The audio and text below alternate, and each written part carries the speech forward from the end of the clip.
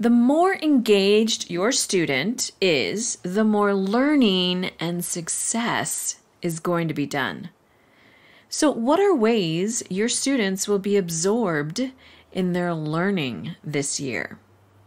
Well, listen in for tips to do just that. Hi guys, welcome to Behavior Strategies for Class, your podcast all about behavior strategies to help you in the classroom. Do you need more support and encouragement for your challenging students? Do you want proven behavior strategies that will help create resilient students? How will behavior strategies influence your class? You will make a difference in their lives and prepare them for success as a well-rounded person. And I'm here to help. I'm Diane Bachman, a behavior paraprofessional with over 10 years experience in special education, working with students from various backgrounds and disabilities, and I want to offer you hope. You will be a constant, caring adult in your students' lives, and building relationships with them will be essential to achievement and triumph, not only for them, but also for you. So we'll be discussing about trauma-informed care, social-emotional intelligence, sensory breaks, why are they important, PBIS, behavior interventions, MTSS, social skills, evidence-based strategies, and more. So listen in, and I have to say, Rita Pierson is one of my idols in her fight for students. And if you have not listened to her TED Talk on Every Child Needs a Champion, I encourage you to go do that today, because I want us to be our students' champion, because we were born to make a difference. Let's listen in to today's episode. And if you haven't already, join my Facebook group, Behavior Strategies for Class, and engage with other educators there. Now, also, don't forget to get your free SANITY game plan. You are going to have a lot of emotions coming in this year, and I want you to be ready. So get your free SANITY game plan by typing in bit.ly/SANITY, the number 4, and the letter U. SANITY for you. Get that today. So when I think of engagement, I think of some of our first graders. When they would come down for a break, or sometimes we'd be doing work in our classroom instead of gen ed for whatever reason. And it seemed like the moment they were not engaged, they're looking to get into stuff. Or they, just start messing around with things, or messing around with each other, or definitely, when there's not engagement, they're definitely more likely to be disruptive, get into trouble, or just kind of get a little out of control. So we tried to keep them engaged. So what's the next thing we need to work on? Or even one of our other first graders, she was learning to be verbal. She wasn't very verbal at first, but we later learned she knew how to say shut up and no. And she was kind of the same way, man. We turn our back for a minute and disengage with her, and she's out running around, or, tearing things off the wall, or running out of the classroom. And granted, these are kind of extremes. I don't think your students are going to running around and start ripping things off the wall because you're not engaging them 24/7. But just to show you, this was something that we were learning and working with with the students that we had in our program. And so I want to give you some tips on how engagement, and which I know a lot of this, you already know. Yes, you want to keep your students engaged. What ways are you going to do that? So I just want to give you some tips on how you can keep your students engaged. Because once they're focused and they're absorbed and they are committed to learning and doing the work, the less likely you're going to have that disruptive, challenging behavior.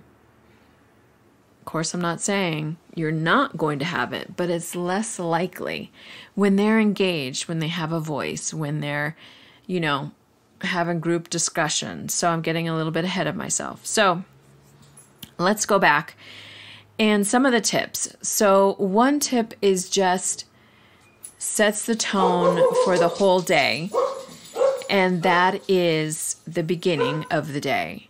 How are you greeting your students? How are you welcoming them in? What is your first lesson like? Like, is it hands-on, where they need to do something like around the room? Is it something at their desk? Is it, a discussion, maybe a small group discussion? Is it, their writing that they need to finish? What is it that's going to get them going and engaged first thing? Setting the tone for the day. And again, what is engagement? So it's their attention, a degree of attention. It's their curiosity. It's their interest. It's their optimism, their passion. They become immersed in what they're learning. They get wrapped up. They're involved. They're asking questions. You can see, I'm sure, the little lights going off when you're teaching. Are they really getting and understanding the lesson? So, and you want to draw them in. So how are you going to draw them in? You can do that by small groups, working at their table, working with their peer buddy. It could be even just the morning meeting when you connect and go over the day and maybe what happened last night. Just another way to connect and get them engaged with each other. And again, that also sets the tone. And then maybe drawing them in by group discussions.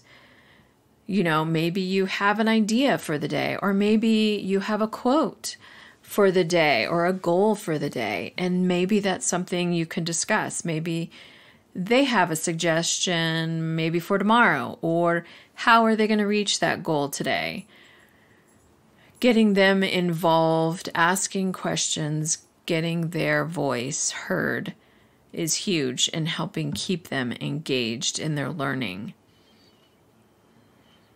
So that is involving them, like I just said.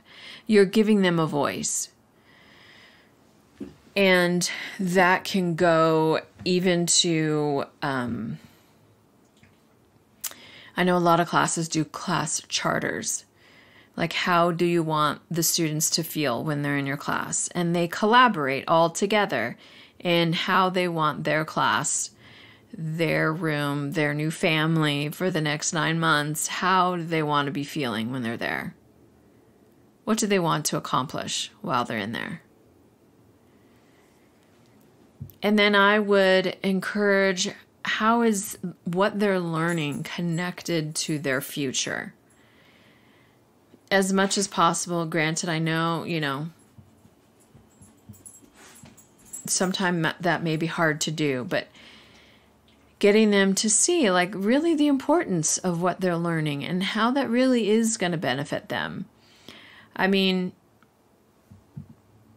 I did not like math at all, and learning about algebra and geometry, and I was like, yeah, this isn't going to help me in life. But anyways, somehow being able to adapt to them in their today thinking or into their future thinking, like what they're learning now and how that really applies to them. And what are they learning from it? Just getting them to stop and think, like, okay, we're learning this lesson of, the Native Americans. How does that really apply to them? What can they learn from that? And I know that's your lessons, and I'm not trying to tell you, how to teach your lessons. I'm just saying, like, connecting with them, involving them, drawing them in is all kinds of ways that you can engage your students in their learning so that they are absorbed, they are committed to understanding the lesson. They are immersed in what you're teaching and just really, maybe it's acting it out, maybe they're pursuing even more about what you're teaching. Maybe you give them a topic that they can pursue even more, or just to get them interested. How do you draw them in? And I know sometimes that's probably very difficult, but you are educators, and I know you can do it. Because the more likely that they're engaged, they will want to be in school. They'll want to be in your classroom. They'll enjoy being there.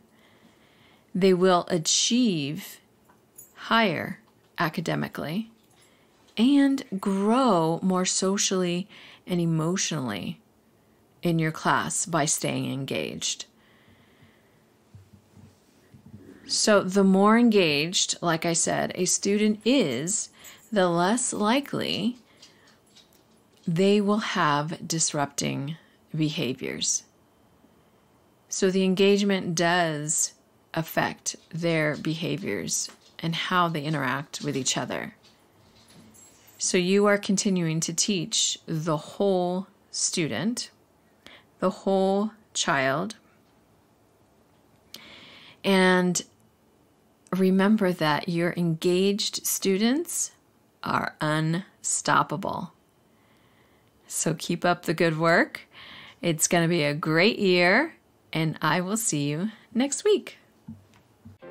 Thanks so much for listening. I truly appreciate you all, and I pray that I've inspired and encouraged you today. I also want to let you know that I have a couple bit.ly links for you if you're interested in making your own podcast and sharing the wealth of knowledge that you have being a teacher or a para or a teacher's aide, anybody in the education system. I'm sure you have a lot to share. And if you're interested, I took the class with Stephanie Gass. She's amazing, super friendly, down to earth, very easy to understand, and she's great. So I have a bit.ly link for you for Podcast Pro University is where I learned how to do this. And that is bit.ly/behavior, PPU, 4, and U, as in the letter U. So Podcast Pro University, bit.ly/behavior, PPU, 4, and the letter U, if you're interested. Also, to get your free printable of all the 6 evidence-based strategies, there is another bit.ly link, and that is bit.ly/6 for free. 6 for free. These will all be in the show notes in case you need to go back and check those out. And I leave you with this: every child deserves a champion, and that's by Rita Pearson. So I just want to encourage you that you can be that champion and that you are making a difference. Thanks again.